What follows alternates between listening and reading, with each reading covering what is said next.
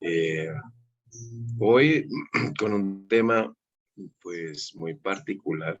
Yo podría hablarles de una lista de cosas porque el duelo genera muchas emociones, sentimientos, pensamientos, eh, muchas cosas. Pero vamos a ubicarlas como les voy a mostrar ahora porque cada momento del duelo manifiesta cosas diferentes. Entonces vamos a comenzar por aquí.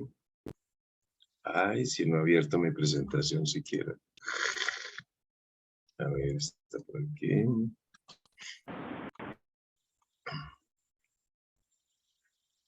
Aquí está. Muy bien. Compartir pantalla, aquí está.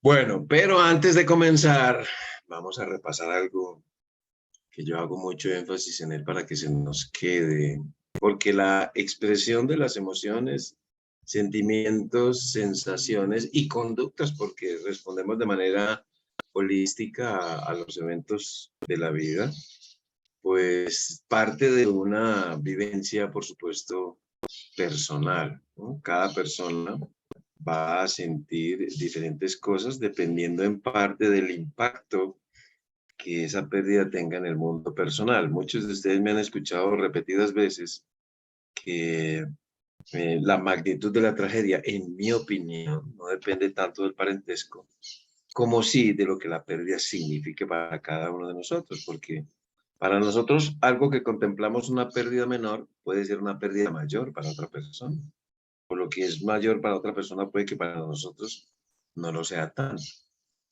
Por eso yo hoy día, después de ver todas esas clasificaciones de pérdidas, entiendo las pérdidas especialmente para hacerme una idea de lo que le pasa a las personas, del impacto que esa pérdida está teniendo en su mundo personal. Por eso veo las pérdidas como de poco, mediano y gran impacto en el mundo personal. Y eso no significa que entonces el que tenga una pérdida de poco impacto le duela menos. No, estamos hablando del impacto que tiene la pérdida en mi mundo personal. No estamos hablando ni del dolor ni del amor que yo pueda sentir por las personas. Pero siempre, porque estoy en la obligación que yo mismo me he puesto de dar a conocer los principios del duelo. Primer principio, el principio de la subjetividad. Yo soy el que estoy sintiendo el dolor, por tanto soy la única persona que puede saber lo que estoy sintiendo. Pues yo lo aprendí en medicina. La percepción de este es totalmente subjetiva. La percepción del dolor, incluso, por supuesto, el dolor emocional. Principio del sentido común. Lo que no sirve sobrecarga mi recuperación.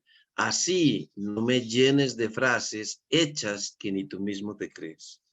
Principio de utilidad. En el duelo no hay cosas buenas o cosas malas, solo cosas que me sirven o no me sirven para sentirme mejor. Si a ti no te sirve, puede que a mí sí o viceversa. Solo yo podré saber.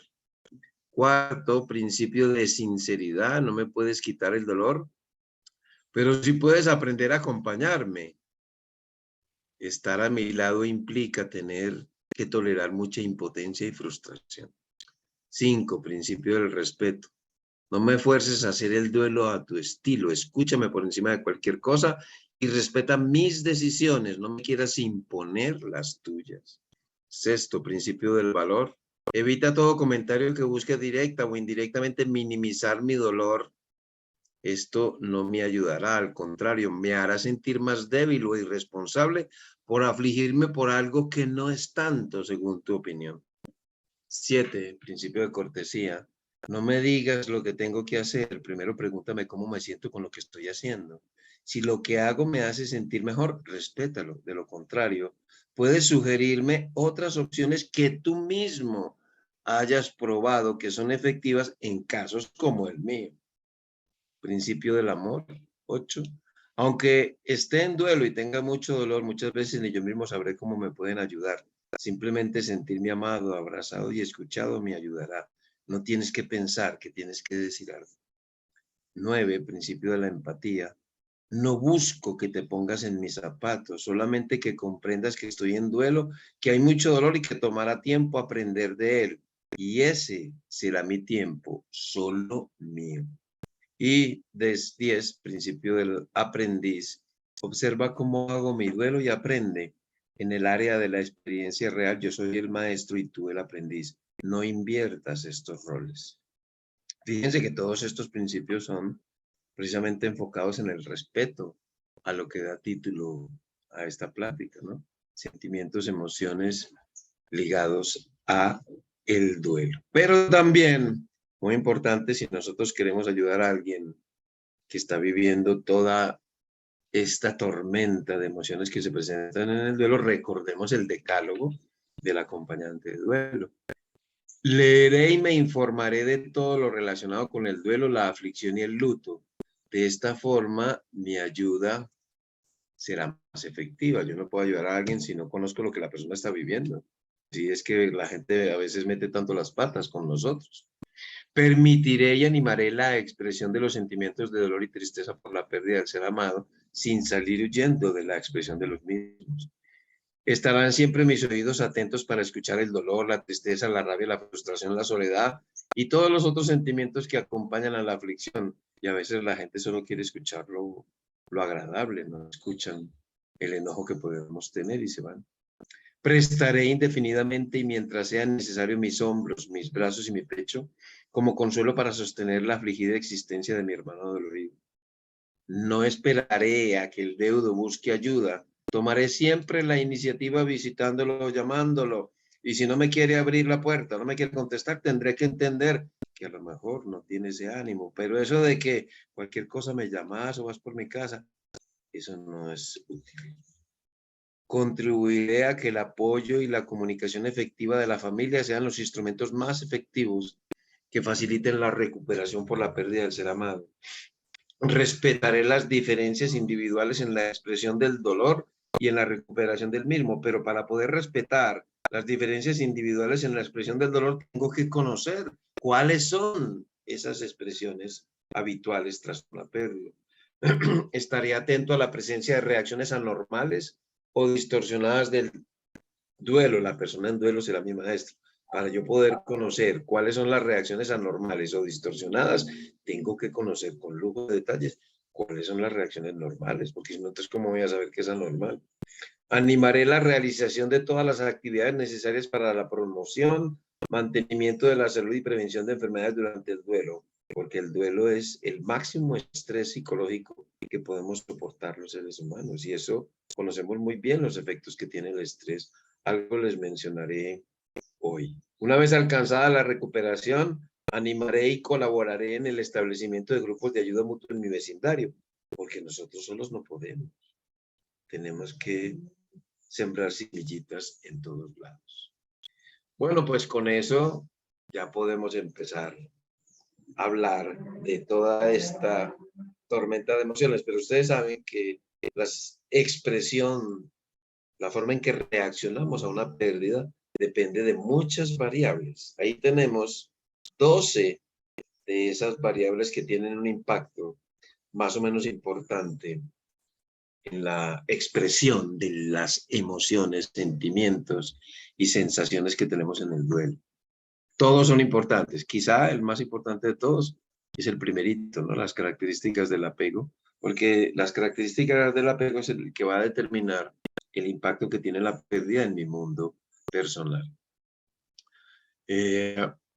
Tipo de pérdida. Por supuesto, no es lo mismo una pérdida súbita que una pérdida anticipada. Sabemos que las pérdidas súbitas, inesperadas, se asocian con una expresión de emociones, sensaciones y pensamientos mucho más nutrida que una pérdida anticipada que permite cierto periodo de adaptación. Aquí no estamos hablando de que duela más o que duela menos. Sí sabemos que las pérdidas súbitas, inesperadas, producen un mayor estado de shock emocional, mayor aturdimiento, mayor confusión, emociones, de lo que es el tema que nos ocupa, que aquellas, en aquellas personas que esa aflicción anticipatoria les permite que la expresión sea mucho más pausada. La personalidad, por supuesto, la personalidad de cada uno de nosotros es un factor muy importante porque aquí sí vale decir que todas las personas somos distintas y que todos los duelos son diferentes, pero miren que hay otros 12 factores que tienen su impacto. Y aquí a veces también recordemos que a veces los hombres y las mujeres no tenemos el mismo estilo de expresar nuestras emociones y que entre nosotros los hombres ha sido muy conocido hace muchos años, inicialmente bautizado por los canadienses, el famoso modelo macho man, que es el estilo masculino, en donde hay un mayor control de las emociones y mecanismos mucho más racionales, más intelectuales a la hora de expresar el dolor. Calidad y cantidad de los recursos internos y externos, por supuesto, va a modificar mucho lo que expresamos. Y eso lo vemos especialmente en los niños que carecen de suficientes recursos internos y externos y que expresan el dolor de una manera diferente. No es que no sientan dolor, expresan el dolor de una manera diferente a como lo hacemos ya los adultos. Sabemos que las mayores expresiones de dolor se dan cuando tenemos más tipos de recursos para hacer. Participación en el cuidado y duración de la enfermedad también. Aquellos de ustedes que hayan cuidado a un familiar durante mucho tiempo pueden quedar tan agotados que a la hora del fallecimiento, esa riqueza de expresión que se da en otros casos sea muy pobre, porque la persona está agotada y no le sale como nada, que suele ser una queja bastante frecuente. Nivel de comunicación. ¿Qué tan buena es mi comunicación a nivel intrafamiliar o donde yo me ubique a la hora de expresar el dolor? ¿Cómo son esos canales de comunicación? ¿Es un entorno receptivo y que valida mi dolor o es un entorno negador que no me permite expresar las emociones? Con lo cual, pues va a ser muy diferente lo que yo exprese, ¿no? De hecho, uno de los factores más importantes a la hora de recuperarnos de una pérdida, en mi opinión, el más importante de todos, es con quién voy a estar yo.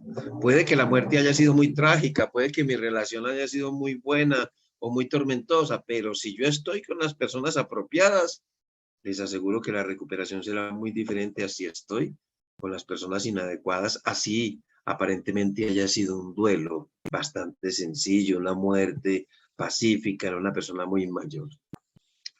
Crisis concurrentes, por supuesto, no es lo mismo si yo me enfrento a una pérdida sin más problemas, así tengo un montón de problemas encima. Y la pérdida, la vida, perdón, no te dice, ah, perdiste un ser querido, tranquilo, te voy a dejar 3 o 4 años para que te recuperes sin ningún tipo de problemas. No, la vida sigue trayendo un montón de crisis que pueden colapsar la capacidad de afrontamiento y congelar literalmente a la persona y no saber qué hacer. Rol del fallecido y pérdidas secundarias, por supuesto. Eso depende, eso establece, perdón, muchas variaciones en las respuestas.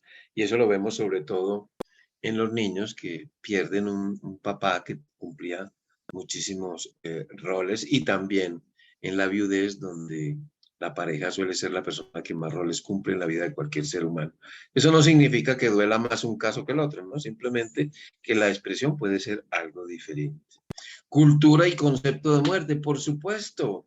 Miren, aquí en Colombia sucede una cosa muy peculiar y es que la expresión del dolor se ve diferente según el estrato social que se llaman aquí. La sociedad está dividida en estratos de 0 a 6 y a medida que vas ascendiendo en los estratos hay menos expresión emocional y más gafas oscuras. Y a medida que bajas en el estrato hay más ruido, más escándalo, más de todo. Hay más expresión emocional.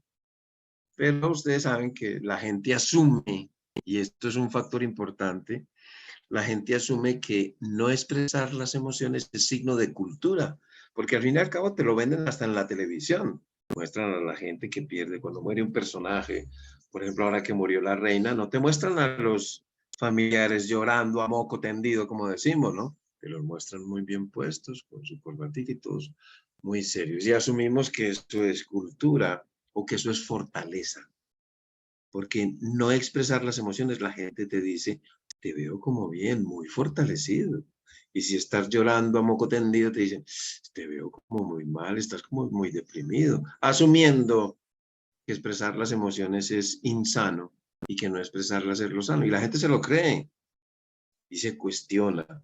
Hasta la gente te dice, no, me derrumbé. No te derrumbaste, estás como corresponde a lo que estás viviendo. Pero fíjense, ¿cuántas veces decimos esa palabra?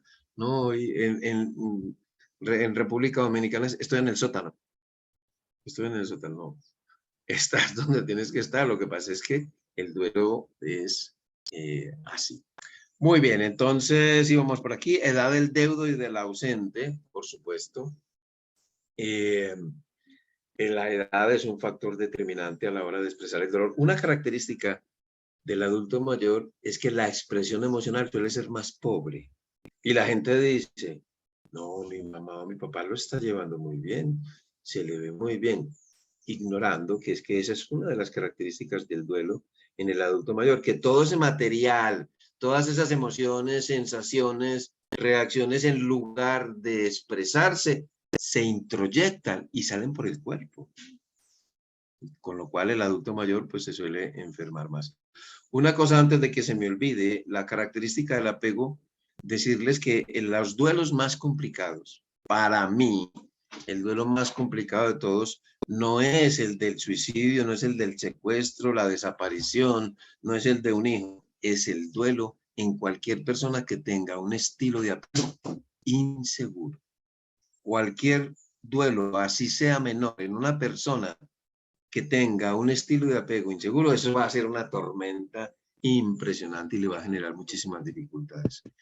La religiosidad, mitos personales, familiares y sociales vigentes, por supuesto, estamos llenos de mitos y uno de los famosos mitos es no expresar las emociones, etcétera. No, doctor, yo no le digo nada a los niños para que no se angustien más, como si los niños no supieran leernos en la comunicación no verbal y paraverbal cuando son los mayores.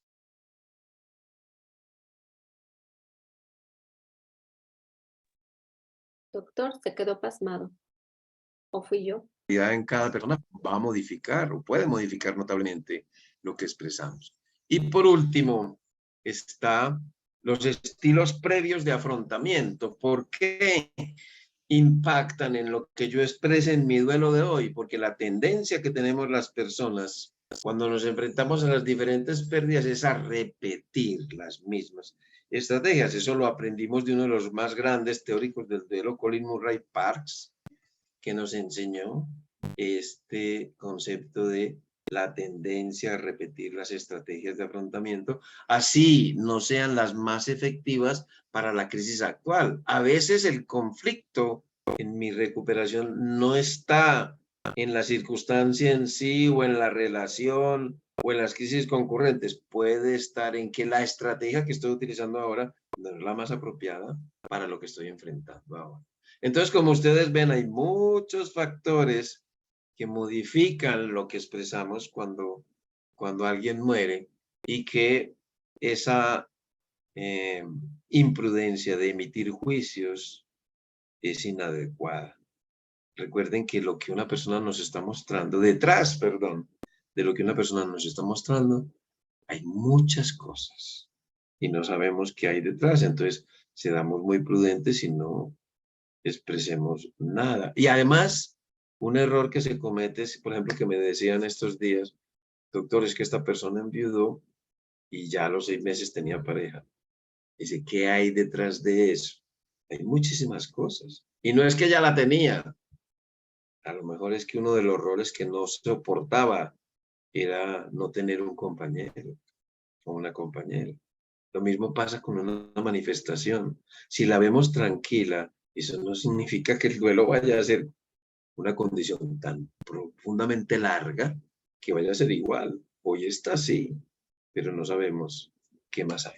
Entonces, prudencia pues a la hora de emitir juicios. Lo que sí es que cuando vayamos a expresar algo o la gente nos diga algo, pasémoslo por el filtro del corazón, ¿no? Ya sabemos que nuestro corazón tiene un cerebro propio y que no tiene los prejuicios que tiene el cerebro de la cabeza. Entonces, si nuestro corazón se siente cómodo expresando lo que estamos expresando, pues adelante. Y si no se siente cómodo con lo que nos están diciendo, pues no lo hagamos.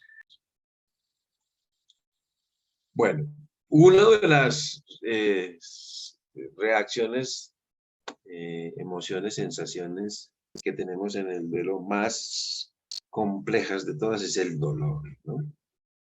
El dolor es un dolor muy peculiar. Yo siempre les he dicho que cuando yo hice cuidados paliativos aprendí en psico-oncología que el dolor total era el dolor oncológico. Así nos lo enseñó la mamá de los cuidados paliativos, la mamá del movimiento hospice, que es Cicely Saunders.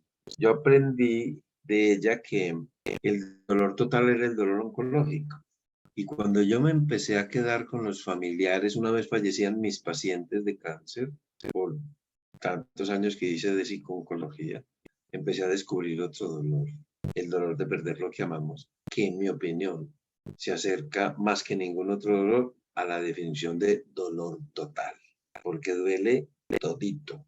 Y en estos años que llevo yo trabajando, las tres características más llamativas, a mi parecer, desde hace muchos años que las propongo, es que la característica más llamativa del dolor de perder lo que amamos no es que sea un dolor muy horrible, no es que sea un dolor que te tire al suelo, es que es un dolor muy, usando los tres, muy largo. Esto dura demasiado, no hay cosa que dure tanto tiempo, ni dolor que dure tanto tiempo como este.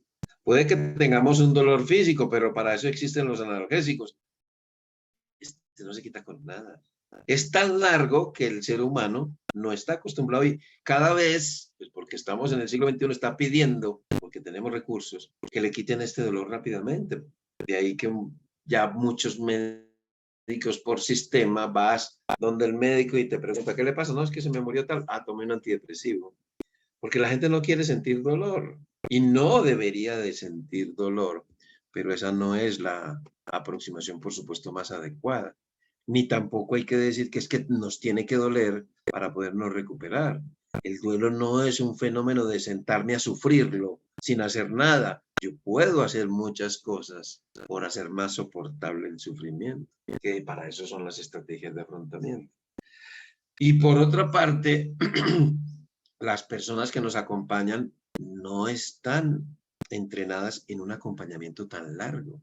Tanto es que cada vez la gente te dice más temprano, oíste Jorge, es que tu pareja se murió hace 3 meses, ya tendrías que estar bien. Y ustedes saben lo que ha surgido con esos criterios diagnósticos que están confundiendo enormemente a la gente, porque, bueno, eso no es el tema que vamos a tratar hoy, pero sí están generando mucho problema, porque hay muchos profesionales que se basan su atención en esos criterios, en lugar de escuchar al paciente, se basan en los criterios que dicen los libros, casi todos de autores anglosajones, y con nosotros somos latinos, y nos quieren aplicar esos criterios.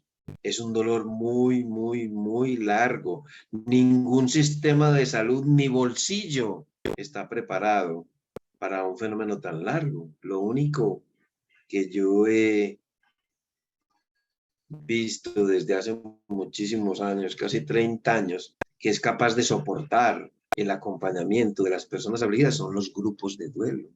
Esa sí es una estructura que siempre va a estar y está ahí. Al ser un dolor tan largo, por supuesto, es agotador. Ninguna cosa consume tanta energía como la pérdida de un ser querido. De hecho, literalmente envejece.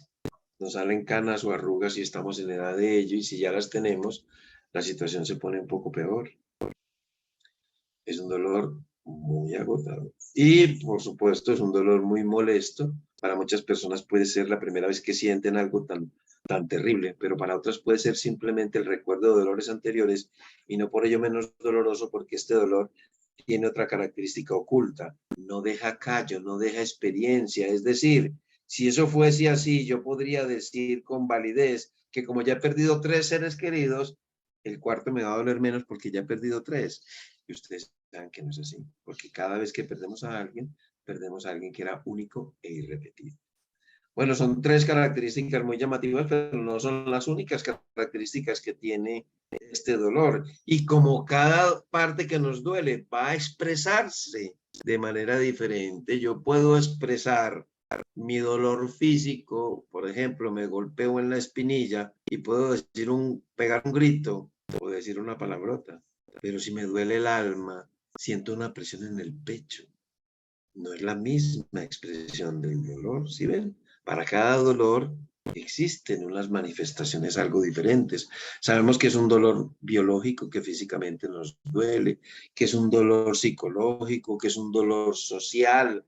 Tal vez una de las expresiones del dolor social sea más bien el enojo, cosa que si te duele el alma, a lo mejor no tienes enojo. O si es un dolor biológico, es un dolor familiar, es un dolor espiritual y es un dolor atemporal. Nos duele el pasado, el presente y el futuro. El dolor que yo sienta por el pasado puede ser más bien de frustración, enojo y hasta vergüenza, cosa que el dolor biológico no. Entonces, si ven, cada dolor va a tener expresiones diferentes.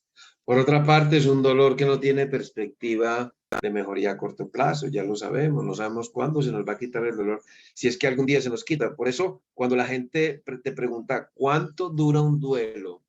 Tú tienes que preguntarle, ¿a qué te refieres?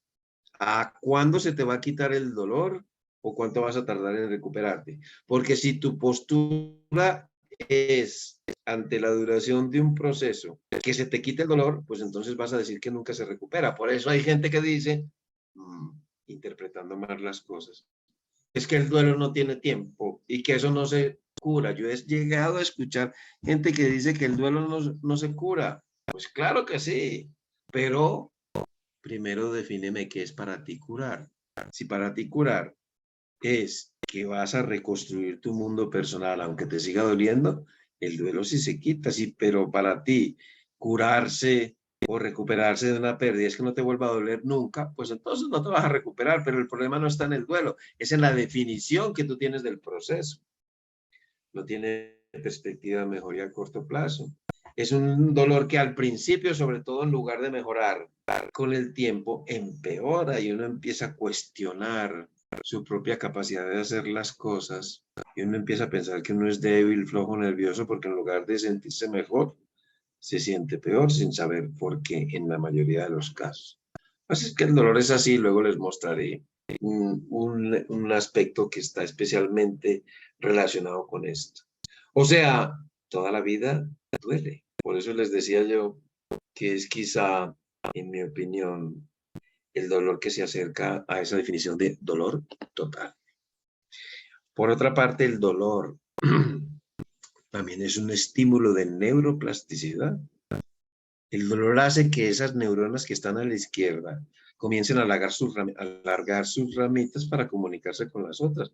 ¿Por qué? Porque estamos buscando algo, lo que sea, que nos ayude a calmar este dolor tan horrible. Y a su vez eso implica que busques recursos internos y recursos externos para encontrar un poco de paz a esta situación.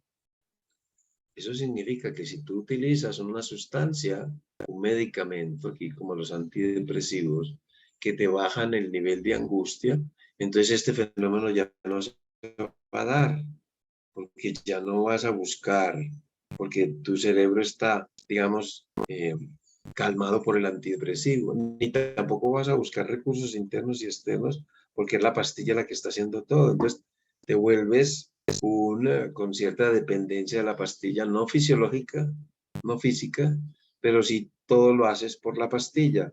Yo no soy enemigo de las pastillas, pero lo primero es una buena información sobre el duelo, una buena compañía, que no es fácil encontrar una buena compañía, un terapeuta, y si es esencial mandar un medicamento, es de todas las decisiones, saber cuándo una persona necesita un medicamento, pero en el común diario vivir, el diario vivir, se están mandando fácil, muy fácil.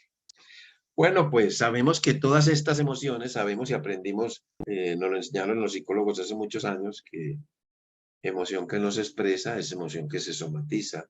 Y en el duelo pues tenemos muchos dichos, ¿no? Si el corazón no llora, otro órgano lo hace por él. Y bueno, pues uno se puede enfermar de muchas cosas. Lo que sí les puedo decir es que el duelo, como les dije en el inicio, es la situación más estresante desde el punto de vista psicológico que podemos soportar los seres humanos y nosotros conocemos muy bien las consecuencias. Hasta hace poquito, eh, siempre pensábamos que el estrés es malo, ¿no?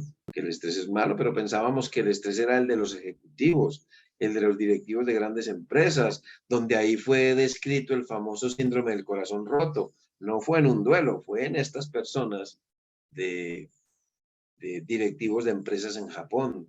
El síndrome del corazón roto es la miocardiopatía dilatada o miocardiopatía Takotsubo, que no es común en el duelo. Yo no he visto el primero. Lo que pasa es que si sabemos lo que pasa fisiológicamente, que es lo que nosotros llamamos la neurofisiología del duelo, sabemos lo que pasa y la razón por la cual en el punto número 6 sabemos que la mortalidad cardiovascular, o sea, morir de un infarto o un accidente vascular cerebral, aumenta más de 21 veces la probabilidad de que eso nos pase, porque conocemos muy bien la neurofisiología que se explica, que explica este aumento en la mortalidad. Pero prácticamente puede aparecer cualquier enfermedad, y no solamente porque las emociones estén siendo reprimidas, cosa que disminuye muchísimo el riesgo, el llorar. Por eso yo siempre he dicho, cuando veo a la gente le digo, has tenido buena salud cardiovascular, porque el llanto es salud cardiovascular. Y por eso es que llamamos a los pañuelitos, a los clines, asistente cardiovascular, porque ayuda al corazón. O sea, hay muchísimos problemas. Luego les voy a mostrar una imagen del por qué, algunos ya la conocen, del por qué hay que ir al tanatólogo siempre, siempre, siempre que perdamos un ser querido, hay que ir al tanatólogo. Luego les voy a explicar por qué razón. Aquí está ese perfil de la neurofisiología del duelo, lo que pasa en nuestro organismo por dentro. Y esto tiene sus efectos. De hecho, tiene tanto interés conocer esto que muchas emociones en el momento inicial de la pérdida de un ser querido, todas esas emociones, pensamientos, sensaciones, son consecuencia de la activación del sistema nervioso simpático. Y muchas de esas sensaciones se apaciguan, ya no con una bebidita caliente, ya hemos aprendido, aunque yo vengo enseñando esto hace muchísimos años, del agua fría, que es mucho más sedante que las bebidas calientes, ¿no? Porque el agua fría estimula el sistema nervioso parasimpático, que hace lo contrario que el simpático, que es el que está muy hiperactivo al inicio del duelo. Pero miren, la mortalidad cardiovascular aumenta precisamente por la descarga adrenérgica, por el exceso de adrenalina y noradrenalina, que ya no la necesitamos. Nuestro sistema nervioso central no ha evolucionado y produce una descarga adrenérgica, así la llamamos, que ya no nos hace falta, porque esa descarga de adrenalina y noradrenalina fue originalmente propuesta para una respuesta motora, para salir corriendo, porque era lo que necesitábamos en la época de los cavernícolas, pero como no hemos evolucionado en eso, nos quedamos con un exceso de adrenalina y noradrenalina que no nos hace falta para nada. No es útil, es más, nos pone en riesgo de muerte. Por eso es que es tan importante aquello de moverse. El dolor no solamente hay que gastárselo llorándolo, gritándolo, pintándolo, bailándolo, escribiéndolo, sino que hay que gastar todas estas hormonas con el movimiento, moviéndose, con actividad física, con baile, que es una de las actividades más, una de las estrategias más completas, porque combina el ejercicio aeróbico con el canto y la música. O sea, muchas cosas podemos aprender de nuestras emociones, porque cuando yo estudiaba medicina, pues las emociones eran como las malas de la película. No se podía involucrar las emociones en la relación terapéutica. Ya sabemos que no son las malas de la película y que son necesarias. Sin embargo, yo conozco escuelas de enfermería donde a los estudiantes les dicen que no se pueden involucrar emocionalmente con los pacientes. Y entonces, ¿cómo hace uno? Le pone llave pues al corazón, ni que fuera tan fácil. Lo interesante no es decirles no se involucren, sino involúcrense, pero mire, aquí están estas estrategias para que eso no le queme. Pero no lo hacemos. Y yo sé que por ahí hay una enfermera jefa medio muda que debe estar moviendo la cabeza.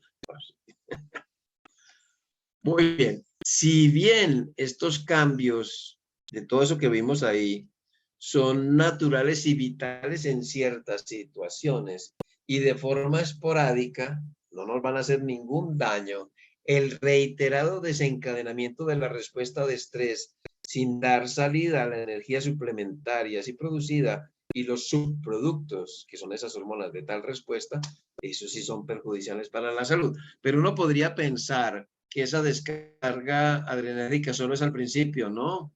Y esa activación del simpático solo es al principio. No, puedes ir avanzando en tu proceso y una oleada de angustia aguda por un recuerdo agudo, una música, un sonido, una imagen, que te produzca una oleada de angustia aguda. ¿Qué hay detrás de las oleadas de angustia aguda? Una descarga adrenérgica, una activación del sistema nervioso simpático. Y podemos hacer cosas en ese sentido. Afortunadamente, fíjense que ahora esta propuesta lo que nos está diciendo es que nosotros podemos actuar sobre esas reacciones que se producen en el duelo desde la fisiología, sabiendo cómo hacerlo, porque ya vamos con acciones puntuales dirigidas al origen. Bueno, pues, como les decía,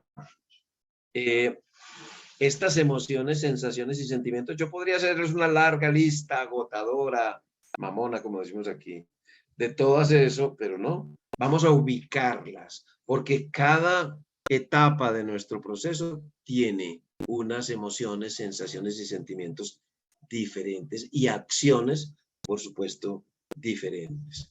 Yo he escuchado por ahí y me dio hasta rabiecita cuando escuché por ahí, he escuchado un par de veces que dicen, es que el modelo de fases ya está pasado de moda. Eso me cayó súper mal. Eso es pura ignorancia, porque es que lo que vamos a ver no es un modelo de atención, es la descripción de un proceso. Es como si yo dijera, no, el proceso de granulación de una herida está pasado de moda y así no hay que mirarlo. No, señor. Este es el proceso. Es una mera descripción. Eso no es un modelo de atención, es una mera descripción. Pero ustedes saben, esa descripción, pues entramos un poquito en conflicto. Yo aquí me peleo con el modelo de Kubler-Ross porque conozco muy bien el trabajo de ella y sé que las fases de Kubler-Ross fueron descritas en pacientes vivos sometidos a una situación profundamente estresante que era el diagnóstico de una enfermedad fatal. De hecho, estas fases se pueden dar ante cualquier enfermedad y un duelo debe empezar por un proceso de aceptación. Yo no puedo dejar la aceptación como la última fase de un proceso de duelo, porque yo tengo que partir de aceptar que mi ser querido se murió. Si no, no voy a empezar nunca un proceso de duelo. Y la aceptación en el modelo de adaptación a una enfermedad de Kubler-Ross es la última. Por supuesto, primero te peleas y vives con todas esas cosas. Entonces, cada fase, que las tenemos ahí, aflicción aguda, conciencia de pérdida, conservación, aislamiento, cicatrización y renovación, tiene sus propias reacciones, sus propias emociones, sensaciones y sentimientos. Entonces veamos, antes recordemos porque para complicar un poco más el asunto, las fases del duelo se intercalan, se solapan. Pues, una palabra derivada del inglés, se solapan, es decir, se intercalan. Entonces va a haber una mezcla todavía más compleja de emociones, sensaciones y reacciones. Por eso, las fases del duelo nos interesa a nosotros para conocerlas. ¿De acuerdo? Los pacientes no deberían de decir, es que estoy en la fase tal. Eso es para nosotros orientar el camino del sujeto. Yo hablo más bien de momentos. Por ejemplo, en la diapositiva se ve el momento A, B, C, D y E. Miremos, por ejemplo, el momento B. ¿Qué muestra el momento B? Que la fase predominante es la 2, pero ya hay elementos, todavía hay elementos de la fase 1 y asuntos sin resolver de esa fase y a la vez hay elementos de la fase 3. ¿Por qué pasa eso en el proceso? Porque los seres humanos vivimos en el presente, pero con un pie en el pasado y otro pie en el futuro. Esto es inevitable, así vivimos las personas. Y tanto es así que se dice que aquel que vive mucho en el pasado tiene tendencias a estar más deprimido y el que vive en el futuro tiene tendencias a ser mucho más ansioso. Fíjense qué hacen los niños. Un niño vive en el presente, con lo cual la expresión de la muerte la ubica en el presente y no tiene esa ansiedad y esa angustia que nosotros tenemos los adultos porque estamos pensando que se murió Pepito y ya no lo vamos a volver a ver. Al niño lo que lo necesita es ahora, el niño vive en el ahora, entonces no tiene esa angustia de estar constantemente viviendo en estos tres tiempos, que es algo que deberíamos de aprender y es lo que están haciendo, lo que se viene haciendo con el mindfulness, ¿no? El poder de la hora, lo que dice Eckhart Tolle, de estar en el ahora, precisamente para evitar estar en el pasado o en el presente o en el futuro. Entonces, esta primera fase tiene, por supuesto, muchas emociones, sensaciones y sentimientos. Miren todo lo que hay. Incredulidad, por supuesto. Es la primera respuesta que tenemos a una pérdida, que no me lo creo. Yo no puedo empezar a negar algo hasta que me lo creo. Pero la primera respuesta es incredulidad. No, esto no me puede estar pasando a mí. Y yo inmediatamente, porque sé que sí pasó, entonces lo niego. Pero la primera respuesta siempre será incredulidad. Y lo niego, miren, la negación es un mecanismo maravilloso, sumamente útil, que me va a servir cuando el nivel de angustia sube a un punto tal que ya no la soporto, hago una negación y puedo seguir soportando lo que estoy viviendo. Y a ratos acepto, a ratos niego, a ratos acepto. Lo que pasa es que no te dicen, no te hablan sobre los dos tipos de negación, que no es un descubrimiento mío, eso lo pueden leer ustedes en el documento de 1917 de Freud, Duelo y Melancolía. Él nos habla ya de aceptación intelectual y aceptación afectiva, dice él, yo la llamo aceptación emocional, que son distintas, por supuesto.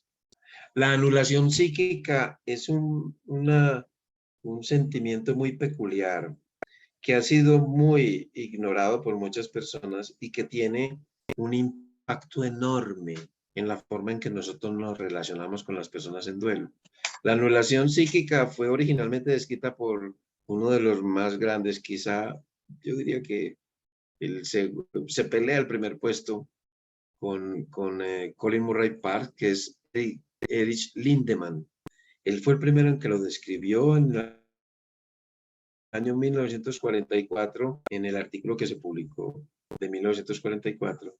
Él nos habla de la incapacidad que tenían las personas que él atendió, los familiares de los chicos muertos en el incendio de la discoteca, la incapacidad que tenían las personas para funcionar de manera adecuada como lo hacían antes del suceso.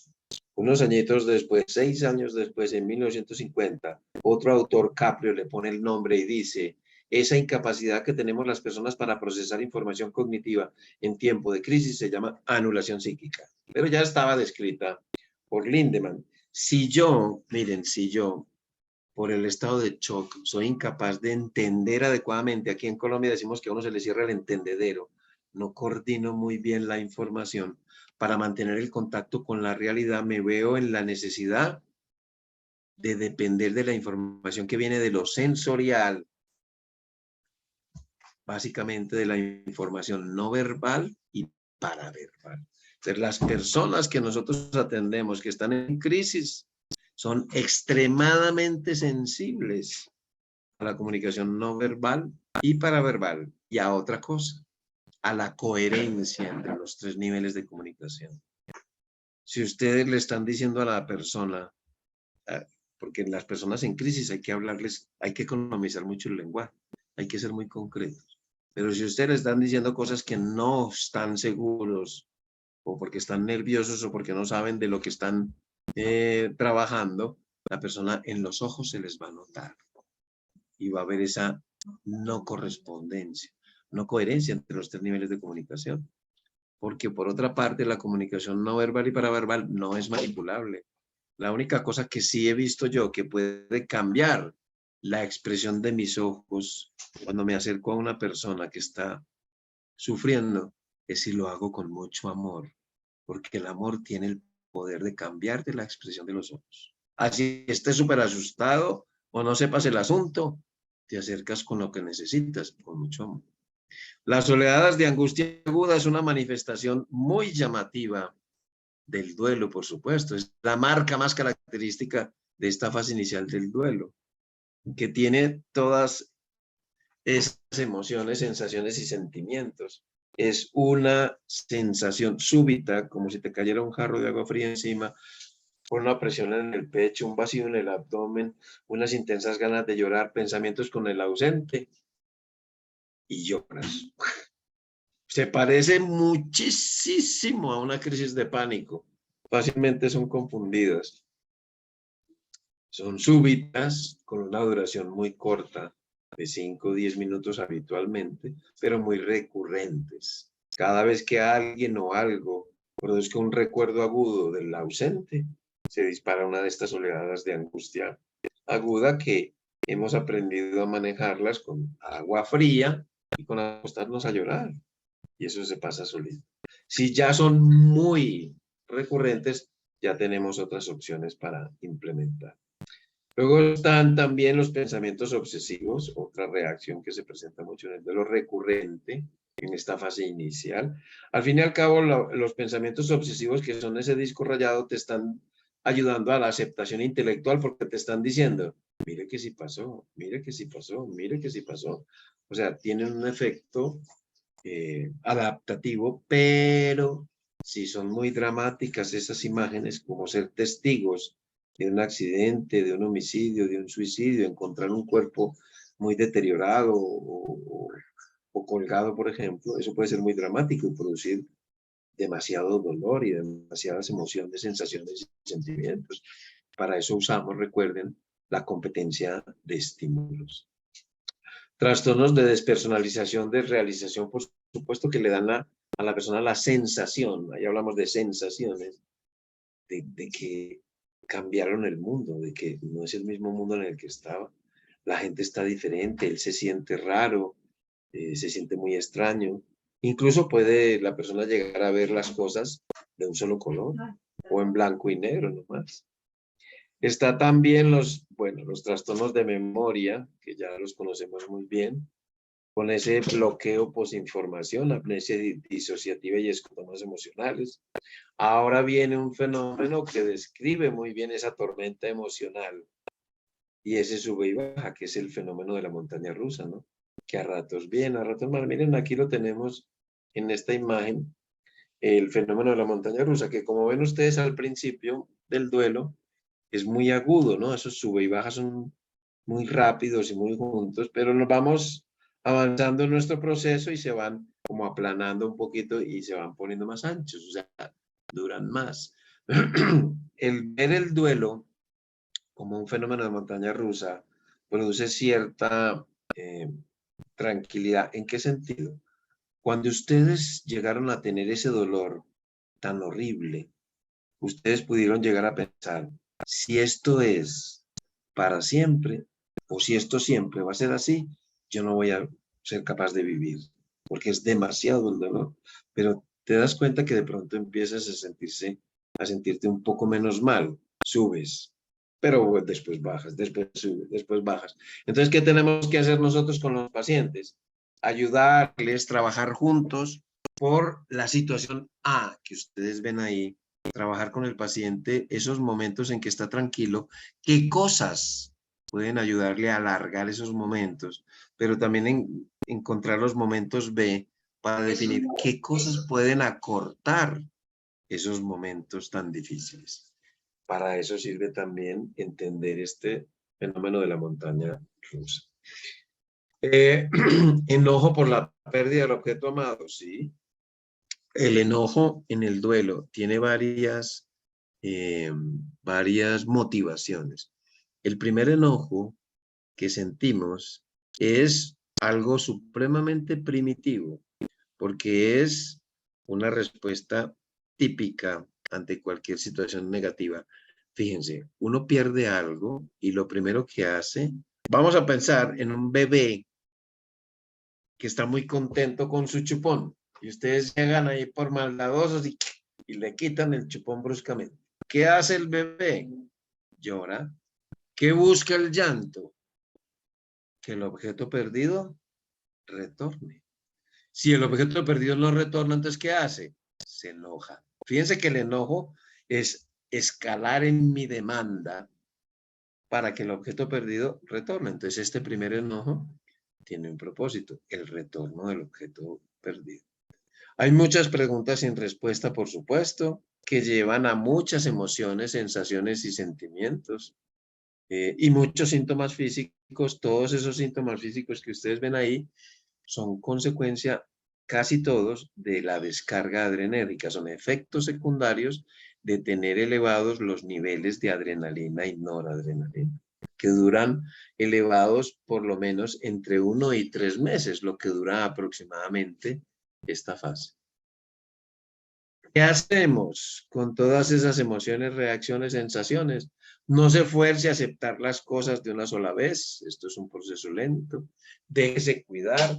Es probable que su actuar sea torpe y descuidado. Haga un ejercicio suave, especialmente caminar. Cuando se presenten oleadas de angustia aguda, tome un vaso de agua fría y recuéstese en cuanto pueda y llore hasta que se calme. Recuerde buscar una imagen o pensamiento muy positivo para contrarrestar él o los pensamientos obsesivos.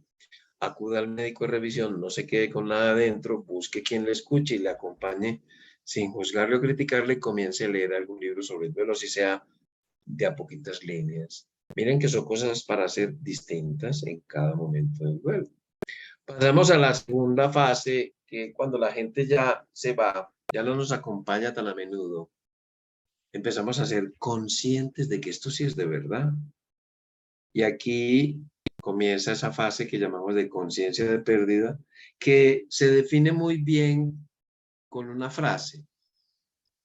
Creo que no voy a ser capaz con esto. Creo que me voy a enloquecer. Esos dos comentarios describen plenamente esta tormenta emocional tan horrible que empieza aquí.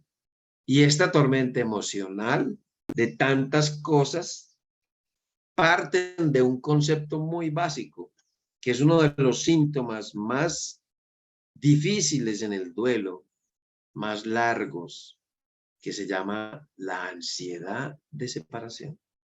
La ansiedad de separación es algo muy primitivo y si no manejamos adecuadamente la ansiedad de separación, los síntomas en el duelo son mucho más notables, porque casi siempre la ansiedad de separación está muy ligada a un apego inseguro. ¿Qué es eso? Les voy a explicar. Cuando un niño recién nacido o en el primer año de vida, pues reconoce a su cuidador primario, que es alrededor de los 5 o 6 meses de vida. Mientras el cuidador primario esté en el campo visual del bebé, existe. Pero si la mamá entra a la habitación del niño, el niño le sigue con los ojitos. Y la mamá sale bruscamente de su campo visual, el niño se pone a llorar. Porque para el niño, lo que no está en su campo visual no existe. Entonces, ¿cómo se llama eso? Ansiedad de separación. Le da mucha ansiedad por la separación. Entonces, nosotros, los adultos, pues hacemos un jueguito, ¿no? ¿Dónde está el bebé? ¿Dónde está el bebé? Nos tapamos y nos destapamos con el propósito de que el niño construya algo que se llama la permanencia del objeto. ¿Qué significa eso? Que el niño se fabrica una imagen mental de su cuidador primario, de tal manera que si el cuidador primario se va, trae la imagen mental y eso le calma la ansiedad de separación.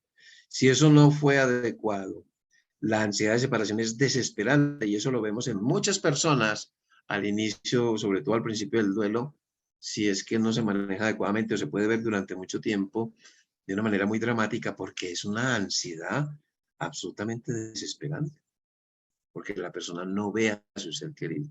¿Y qué nos hace la muerte? Nos dice, no solamente Pepito no está en el campo visual, sino que ya no existe Pepito.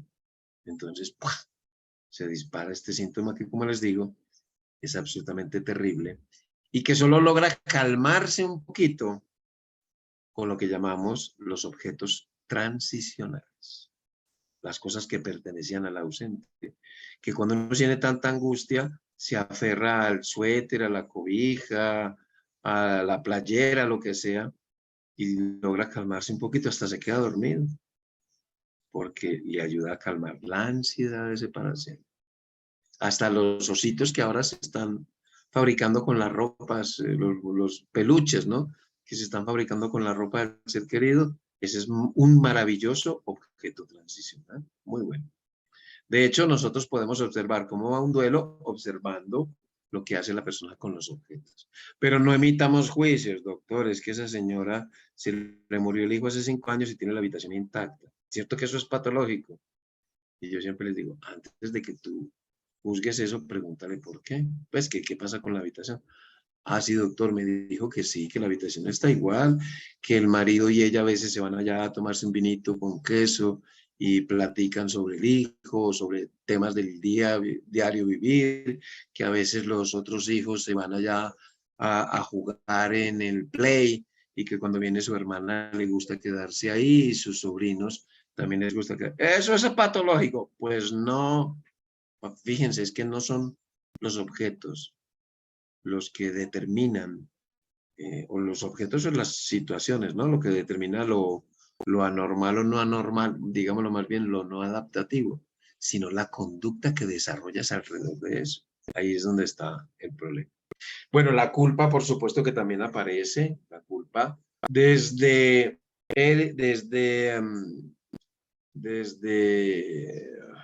Otto Fenichel, desde Otto Fenichel, la reconocemos como una presencia normal. La culpa siempre está presente en todo tipo de pérdida, en mayor o menor intensidad en las personas, dependiendo de otros temas, en particular del pensamiento mágico y el egocentrismo y las distorsiones cognitivas. La culpa irracional, que es la que se presenta en el duelo, que se asocia a muchos síntomas, es una distorsión cognitiva, de hecho. No es frecuente la culpa racional, es decir, la que tiene una relación directa con el fallecimiento, la que tiene una motivación de hacer daño. Esa es la culpa racional. Lo empujé para que se hiciera daño y se mató, pues es culpa mía. La culpa irracional nunca tiene mala motivación, ¿no? Nunca hicimos las cosas para, es que no lo despedí, por eso fue que se murió. Ah, o sea que tú no te despediste para que se muriera. No, no, no. Ven que no hay motivación.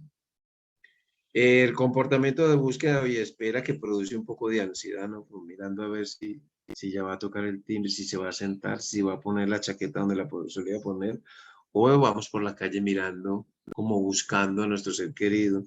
Esos dos comportamientos, que son el inicio de la aceptación emocional, pues son desesperantes también, por supuesto. Cambia la calidad de los sueños y ya hay otro tipo de enojo diferente.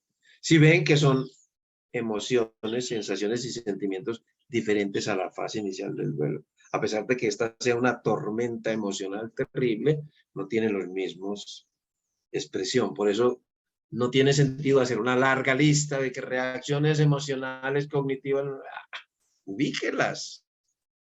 ¿Qué hacemos en este inicio? Recuerde que la aceptación es un proceso lento, no se fuerce a aceptar las cosas de una sola vez. Exprésese lo mejor que pueda. Hay que hacer una lista de todo lo que sentimos y a cada cosa que sentimos una lluvia de ideas, a ver cuál de todas esas posibles estrategias, desde las más absurdas hasta las más sensatas, nos puedan servir. Para disminuir un poco la ansiedad de separación, atesore prendas, objetos o fotos del ser querido y apréndalas contra su cuerpo, póngaselas si le sirven y le quedan adecuadas. Siempre será bueno que continúe o inicie alguna actividad física. Diferencie los dos tipos de culpa y enfréntela y no se sobreangustie si presenta algún comportamiento de búsqueda o espera. Estas dos emociones, sensaciones, sentimientos, como le quieran llamar, son los que predominan la fase inicial del duelo, el dolor y la angustia, que están ahí en colores diferentes. El dolor es una sensación que ocupa el interior del ser, que hasta respirar puede llegar a ser doloroso, y la angustia es lo mismo que el dolor, pero La angustia se acompaña de síntomas físicos, de opresión en el pecho, sensación de muerte, de que me voy a desmayar, de que algo grave me va a pasar. Quien domina el escenario del inicio del duelo es la angustia, que está ahí en rojito. Pero fíjense que este sujeto que está en duelo, en la fase inicial del duelo, solo ve angustia, no ve el dolor, porque la angustia no lo deja ver, porque la angustia es muy aparatosa. Pero la angustia también tiene un propósito adaptativo, darte tiempo para prepararte a lo que realmente le tienes más miedo, que es al dolor. Pero miren qué sucede. Van pasando los días y la angustia va disminuyendo. ¿Por qué disminuye la angustia? Porque es insoportable. Y segundo, porque logramos hacer cosas que nos ayuden a controlar la angustia, a veces adaptativas y a veces no tan adaptativas. Pero ¿qué pasa si disminuye la angustia? Empezamos a ver el dolor, ese monstruo de 1000 cabezas que tanto miedo nos da. Por eso la sensación que tenemos es que en lugar de mejorar, vamos a peor. Vamos mejor en angustia porque ya no tenemos tanta como la inicial, pero peor en el dolor porque ahora lo notamos con más claridad. Por eso es que nos suele dar esa sensación. No porque estemos haciendo mal las cosas. Ya aparece la tercera fase del duelo, que se llama de conservación o aislamiento, que se parece muchísimo a una depresión. De hecho, es indistinguible con ciertas pruebas psicométricas. Fíjense que esto es una descripción del proceso, no es un modelo de atención, es una descripción. Y miren que los síntomas ya son distintos. Las emociones, sensaciones y sentimientos son muy diferentes. Aislamiento, la persona prefiere descansar y estar sola por ratos, a oscuras, porque su cuerpo le está pidiendo reposo, ya lleva un promedio de 8 a 10 meses de que sucedió la pérdida, que es cuando se suele presentar esta fase, a veces antes, a veces más tarde. Impaciencia, la persona siente la necesidad de que vaya a hacer algo útil y provechoso que lo saque lo más rápidamente posible de esta situación de dolor, porque el dolor que empieza a sentir ya es cansado, estoy cansado de tanto sufrir, que es la frase patognomónica que define este periodo. Un repaso obsesivo, vuelves a repasar, entonces estás distraído porque lo estás haciendo de forma mental, por pedacitos. Enojo consigo mismo y una gran necesidad de dormir, porque el cerebro ya te está diciendo, necesito descansar.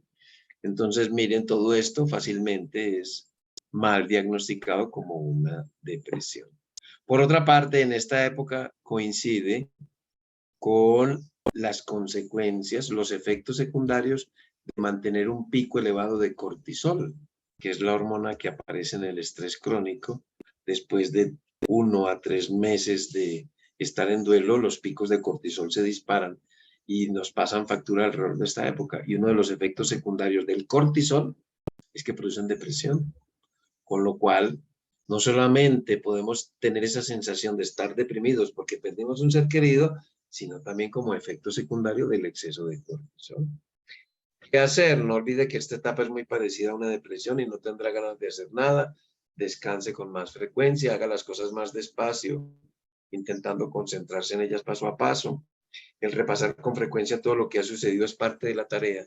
Siempre será bueno buscar un grupo de ayuda mutua en duelo si no lo había hecho antes. Recuerden la ley de Hansel, creo que por ahí está. Cuanto antes busquemos ayuda, tanto mejor. Y cuide su sueño. Aquí acaba la fase aguda del duelo. Hasta ahora solo hemos hecho sentir, que es la palabra mágica en el duelo. Hasta este momento toda nuestra vida giraba en torno al muerto. Porque está, porque no está, porque no lo veo, porque no lo escucho. Pero va a llegar un momento de ese camino del duelo en que vamos a pensar primero en nosotros. Voy a, cuando eso sucede, comienza lo que llamamos la fase crónica del duelo, que implica un proceso de reconstrucción, con lo cual esos sentimientos, emociones y sensaciones van a cambiar de una manera muy notable. Y entramos en esta cuarta fase donde ya empieza un proceso diferente. Realmente aquí es cuando empezamos a sanar. Al principio solo es sentir la tragedia y descargar todo lo que va ligado a ella. Aquí hay un cambio en la visión del mundo, hay una aceptación intelectual y emocional. Y fíjense que las características no tienen tanto que ver con emociones, sensaciones y sentimientos, sino con un proceso, bueno, sí, de sensaciones o sentimientos de reconstrucción, de retomar el control de mi propia vida, de abandonar roles, de buscarle un significado a lo sucedido, que a veces la gente te lo está proponiendo desde el principio del duelo, que no tiene, por supuesto, sentido. Y suele resolverse el enojo. No es el momento de apegarse a estructuras rígidas y antiguas, es el momento de abrirse a lo nuevo. Revise personalmente toda la historia de su relación con la persona fallecida. Revise los roles que esa persona que murió cumplía para usted y reasuma los que pueda. Delegue en otros los que no pueda. Abandone los que definitivamente son irrecuperables. Y a eso se va a relacionar con distintos síntomas, por supuesto. Eso no es ver pura risa. El ayudar a los demás es terapéutico y le puede asistir en encontrar significado a su vida. Y por último, esta última fase donde lo que sucede aquí es que recuperamos nuestro nivel previo de funcionamiento. Y lo que sentimos, pues básicamente va orientado a un mundo nuevo, a descubrir cómo vivir para nosotros. Los sueños son ya más claros. Aprendemos a vivir sin ese ser querido que no es, por supuesto, lo más fácil.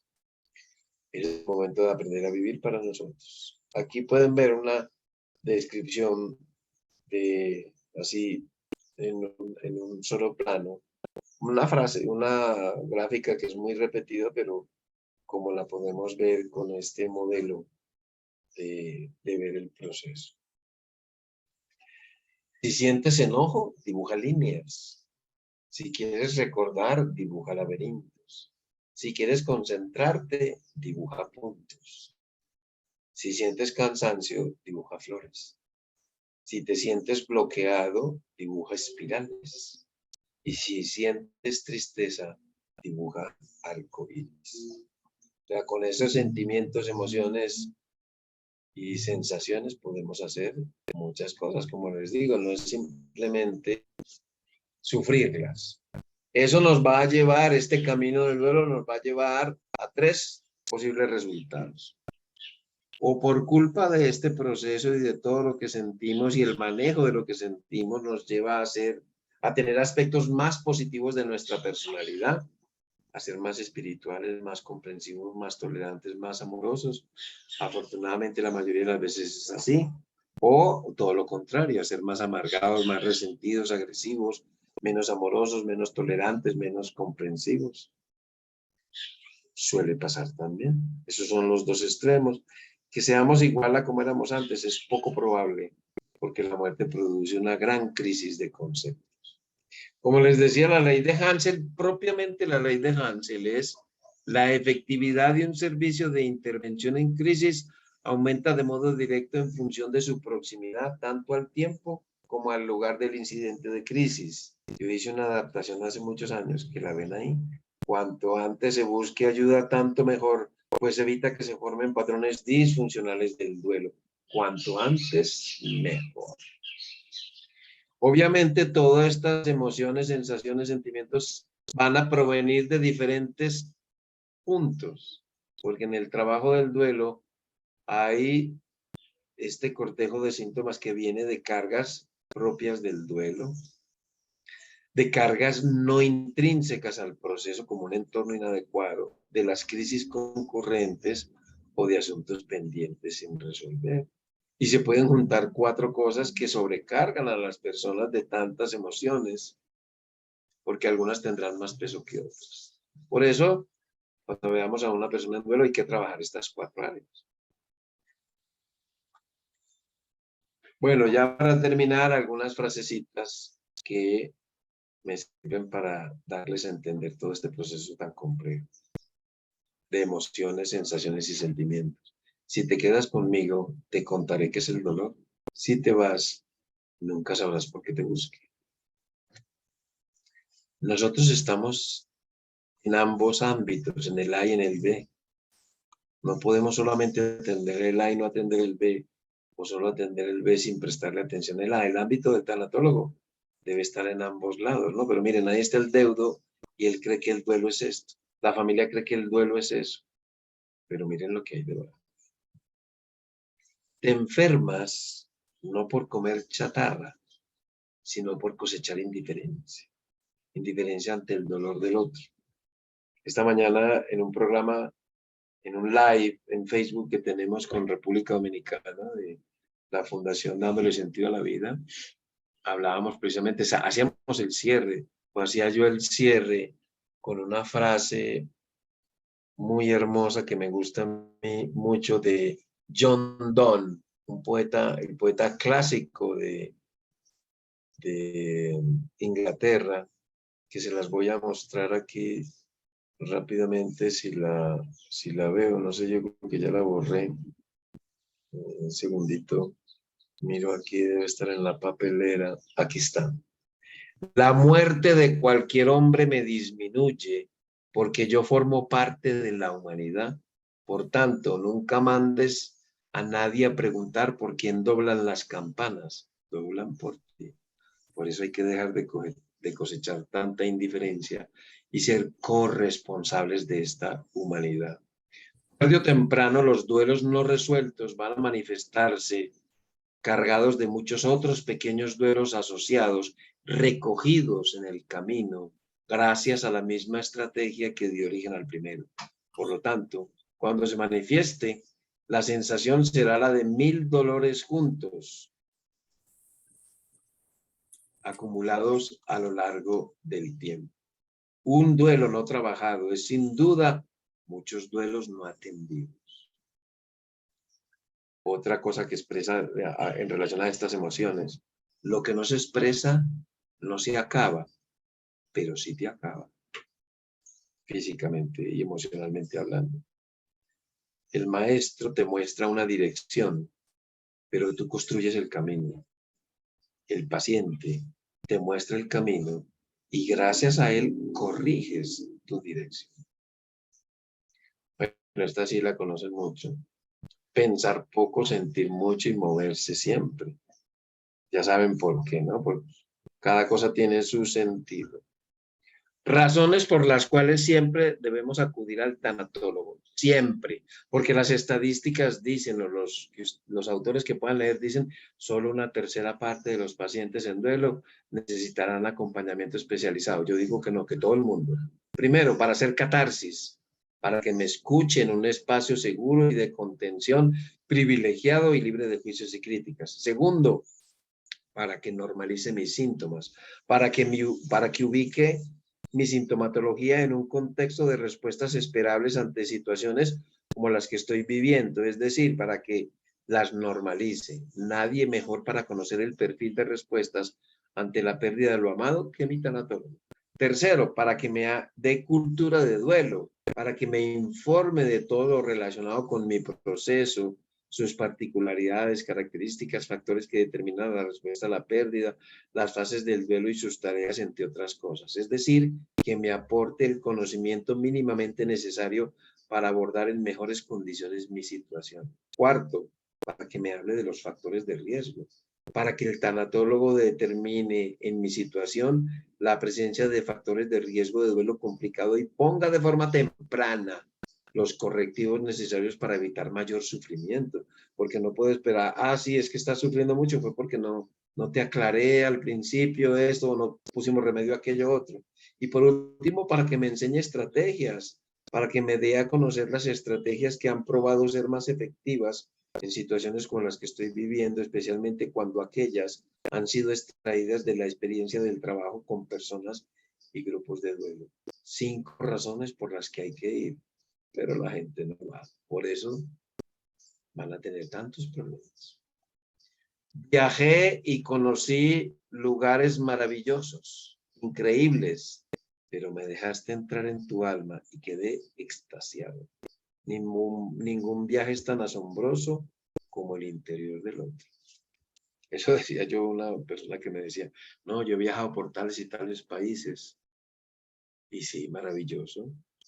Puede que me dé cierto poquito de envidia, ¿no? De todo lo que ha viajado, pero yo he conocido lugares más fascinantes que son el interior de muchas personas. Muy bien, pues eso es lo que tenía yo para comentarles hoy. Muchas gracias por escucharme, por la paciencia. No sé si tienen alguna pregunta o preguntas. Levanten manitas. ¿Quién quiere decir algo?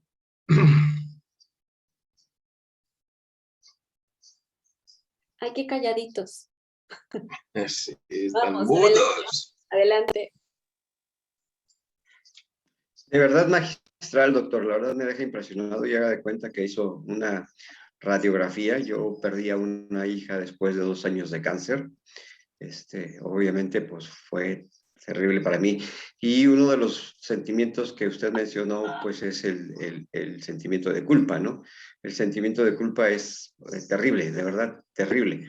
Porque ella era hija de mi primer matrimonio. Lo comento así muy rápidamente. Ella era una niña muy, muy adorable. Y cuando esto ocurre, bueno, ya el 11 de marzo yo estaba trabajando en una junta en Reforma, en el Paseo de la Reforma en México, y se declara pandemia mundial el COVID. Entonces, la segunda mujer me dice, bueno, ya no puedes salir de aquí.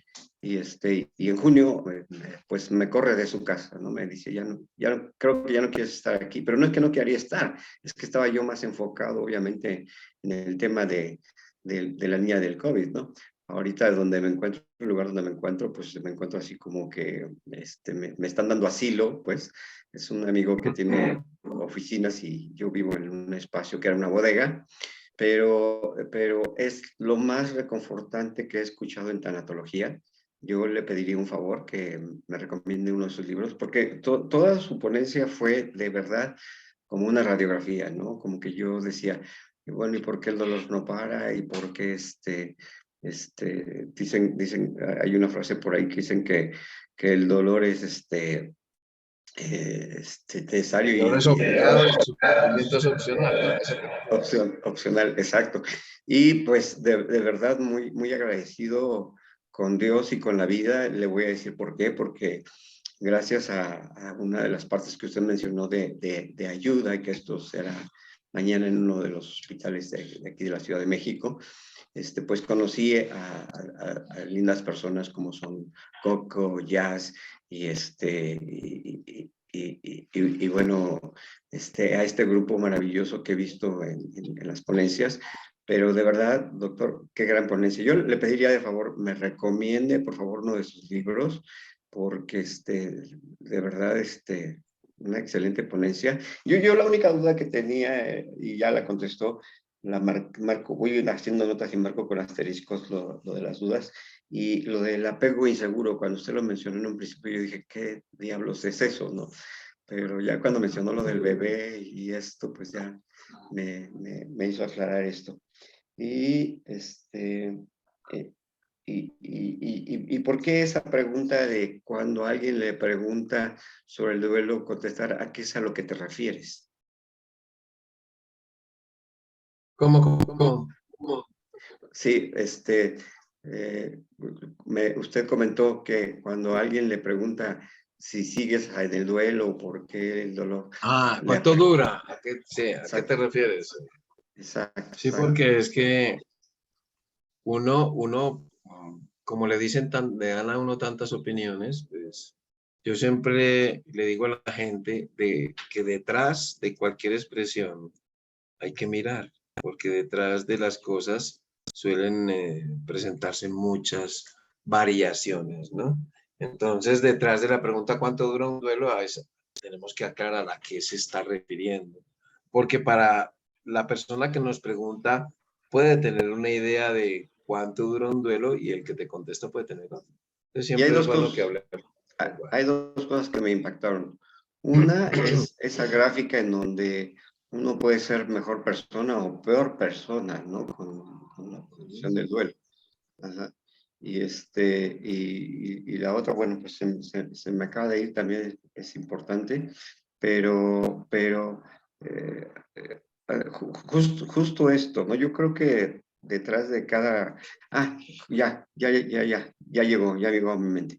La verdad es que eso de verdad tiene un valor increíble y eso de tratar a las personas con amor y que en los ojos se refleja, ¿no? De verdad que Coco, yo cuando conocí a Coco, la verdad mis respetos porque ella da mucho amor, de verdad, ¿no? Y digo, Se le notan los ojos, sí. no, sin decirlo, ¿no? Y Mari Carmen, bueno, pues Mari Carmen desde a la distancia, a través de estas entrevistas Zoom, lo transmite, ¿no? Y pues muy agradecido con todos y de verdad una gran ponencia, doctor. No dejen, por favor, de recomendarme algún libro. Sí, yo tengo muchos, la verdad, y pues donde más mantengo actualizadas las cosas, porque bueno, los libros en las editoriales lo sacan y tardan años en renovarlo. De hecho, con Trillas, pues no me paga regalías hace como 5 años. Qué cosa tan bárbara. Y les había mandado antes de la pandemia una edición nueva para el libro que se publicó en el 2012. Y eso cayeron en crisis y bueno, dejaron de pagar y no volvieron a sacar. O sea, yo no sé qué le pasa a Trillas, si fue que se quebró o qué es lo que pasa, pero anda muy mal ese asunto.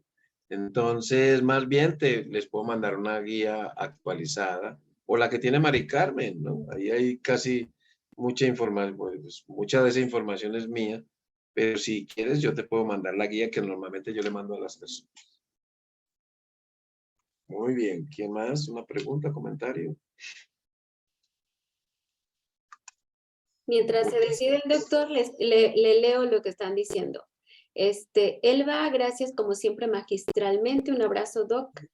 iPhone de Gabriela, excelente. Doctor, muchas gracias. Liliana, aunque el doctor dice que nos repite lo mismo, siempre lo dice de forma distinta, con palabras nuevas muy significativas. Gracias, Ágape y doctor Montoya. Gracias.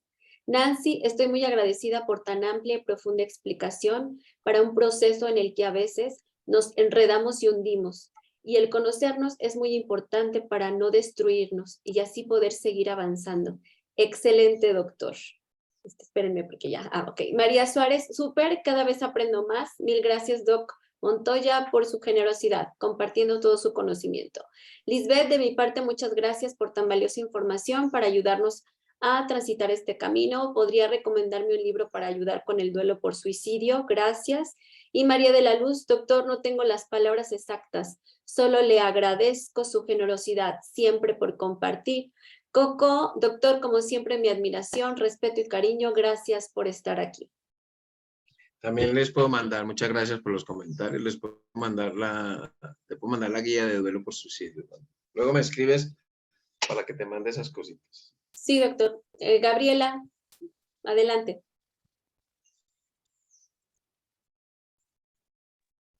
Abre tu micro, no te escuchamos. Gaby, abre tu micro. Hola, perdón.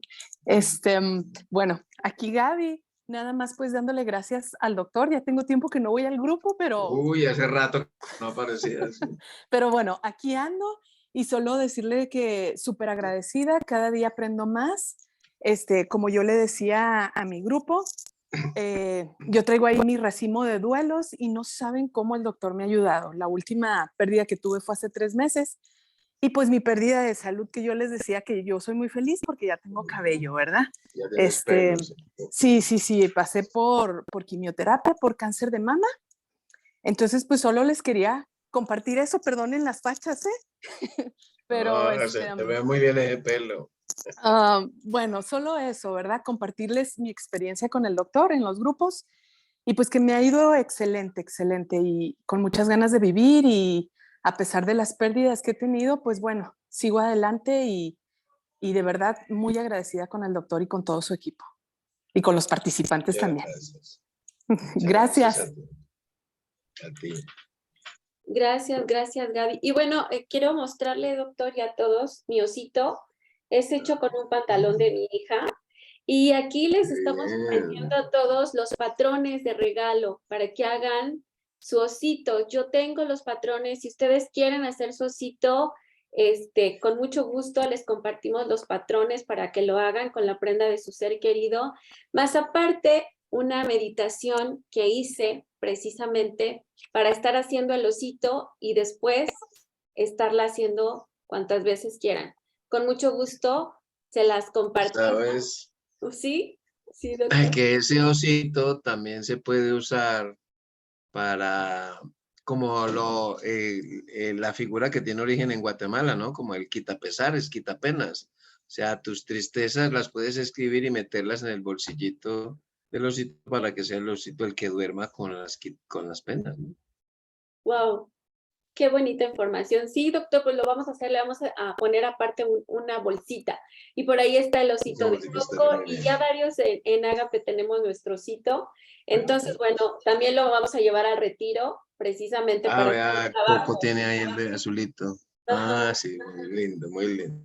Sí, entonces. Hermelinda está, si mal no estoy, adelante. Hermelinda está en Perú.